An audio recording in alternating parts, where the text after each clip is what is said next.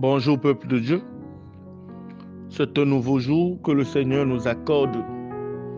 C'est également un nouveau thème que le Seigneur nous donne ce matin. Et ce thème nous parle du pardon et de la libération totale. Mais avant tout ceci, nous allons élever la voix pour glorifier son nom, le nom de notre Seigneur Jésus-Christ. Éternel, notre Dieu, notre Roi, nous te disons merci pour ce nouveau jour que tu nous accordes. Papa, beaucoup ne sont plus de ce monde. Beaucoup sont morts, mais ils avaient mis des réveils. Mais nous, c'est par ta grâce toute puissante que tu nous as réveillés encore au nom de Jésus. Éternel, nous venons élever des multiples actions de grâce. Nous venons également te demander pardon ce matin car nous reconnaissons nous-mêmes que nous sommes des pécheurs et que ton sang nous inonde, ton sang nous lave, ton sang nous purifie dans le nom puissant du Seigneur Jésus-Christ. Éternel mon Dieu, mon roi, merci car à travers le Saint-Esprit, que cet enseignement touche les cœurs et que ceux qui retiennent des personnes les libèrent eux-mêmes, qu'ils soient libérés au même moment. Au nom de Jésus-Christ, j'ai ainsi prié. Amen. Bien-aimés dans le Seigneur, le pardon n'est pas une émotion. Le pardon ne signifie pas que la blessure causée sera minimisée. Il s'agit simplement de libérer la personne et par la même occasion recevoir sa propre libération. Dans le livre de 1 Jean chapitre 2, du verset 9 au verset 11, la Bible dit ceci: « Celui qui dit qu'il est dans la lumière et qu'il reste son frère est encore dans les ténèbres. Celui qui aime son frère demeure dans la lumière, aucune occasion de chute n'est en lui. Mais celui qui est son frère est dans les ténèbres. Il marche dans les ténèbres, il ne sait où il va parce que les ténèbres ont aveuglé ses yeux. » Bien-aimés, avant toute chose, nous devons nous poser un certain nombre de questions pour savoir si réellement nous avons pardonné ou pas. La première question que je vais lire ici, ou alors je vais dire: est-ce que j'éprouve du ressentiment ou de l'amertume lorsque je pense à quelqu'un qui m'a blessé? Est-ce que je suis aigri? Suis-je sévère et exigeant envers les autres? Est-ce que je peine à manifester de la grâce envers les autres? Ai-je de la rage ou de la haine au fond de moi? Est-ce que je tiens des propos blessants vis-à-vis des autres?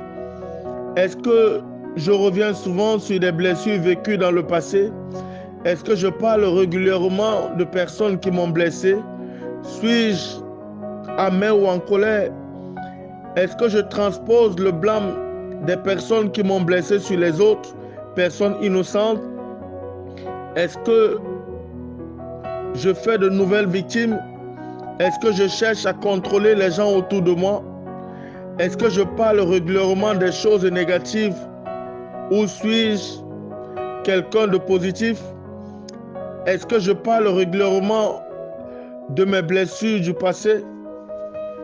Bien-aimé dans le Seigneur, voilà quelques questions que tu vas te poser et toi-même, tu trouveras des réponses et tu sauras si réellement tu as déjà pardonné ou pas. Et je vais encore continuer à te dire ceci, bien-aimé dans le Seigneur. Tant que vous ne pardonnez pas, c'est vous qui êtes la victime du diable, car votre non-pardon vous empoisonne. Chaque fois que vous repensez, vous reparlez d'une blessure passée, vous réactivez cette douleur. Lorsque vous avez réellement pardonné, vous n'avez pas besoin de reparler de ces choses.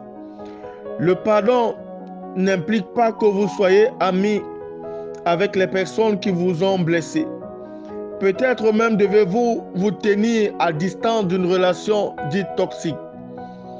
Il se peut même que vous ne puissiez pas redonner votre totale confiance à quelqu'un.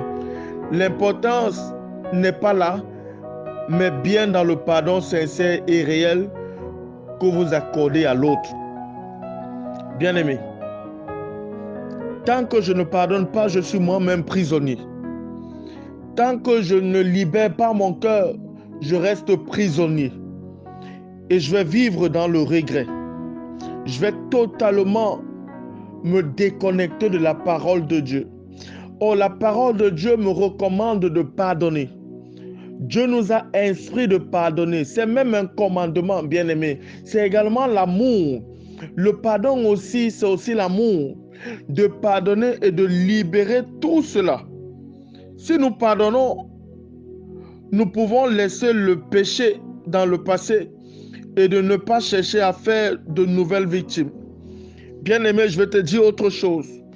Le pardon n'existe pas pour changer le passé, mais pour donner une chance au futur.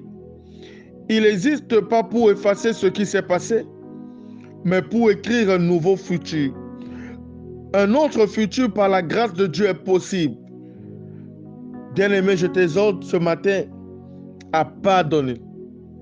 Pardonne. Bien-aimé, encore, souvent les personnes blessées deviennent blessantes. Elles font payer aux autres les blessures subies. Paroles méchantes, comportements blessants, nous pouvons citer autant. Mais là, bien-aimé, tu dois savoir que tu es dans le péché. Tu dois tout abandonner. Tu dois tout abandonner. Tu dois tout abandonner. Et par la prière, par la méditation de la parole de Dieu, par la foi, tu arriveras à pardonner. Et tu dois te pardonner toi-même également. Le Seigneur Jésus-Christ disait, « Venez à moi, vous tous qui êtes fatigués et chargés, et je vous donnerai du repos. » Tu as besoin de déposer les blessures de ton passé aux pieds du Seigneur Jésus. Tu n'as pas besoin de transporter cela. Tu souffres, bien-aimé. Toi qui refuses de pardonner, tu souffres. Parce que chaque fois que tu verras ces personnes, tu vas te souvenir de ce qu'elles t'ont fait. Bien-aimé, je t'exhorte ce matin à écouter ce message, à te libérer totalement dans le nom de Jésus. Et pour te libérer, ce ne sont pas des paroles vaines que tu vas déclarer, non. Mais demande au Seigneur Jésus-Christ de toucher ton cœur, de toucher véritablement ton cœur et que tu sois libre. Je te parle à toi qui m'écoutes. Toi qui m'écoutes, toi qui es prisonnier, toi qui es prisonnière de ton passé. Libère ton passé. La Bible dit les anciennes choses sont passées. Voici toutes choses sont devenues nouvelles. Tu as besoin de reconstruire ta vie. Tu as besoin d'avoir un avenir glorieux. Tu as besoin que le Seigneur touche et que tu te relèves et que tu continues ta course. Ne laisse pas le passé te dominer. Bien-aimé, j'espère qu'à travers ce message, tu vas changer. Tu vas prendre la décision de renoncer à toutes ces choses et d'abandonner et de pardonner. Aussi longtemps que tu pardonneras, tu seras aussi pardonné. La Bible dit que la façon dont nous allons pardonner les autres, nous allons également recevoir le même pardon. Amen. Seigneur, à travers ce message, je prie pour quelqu'un ce matin. Je prie pour un homme ce matin. Je prie pour une femme ce matin qui est prisonnière de son passé. Je prie pour une femme qui pleure, pour un homme qui souffre à cause des blessures du passé et même des enfants qui ont subi des blessures du passé et qui n'arrivent pas à pardonner même à leurs parents. Seigneur, je te prie qu'à travers ton Saint-Esprit qui est le consolateur, ta parole dit que tu es venu pour guérir les cœurs brisés. Papa, touche les cœurs de tout un chacun ce matin.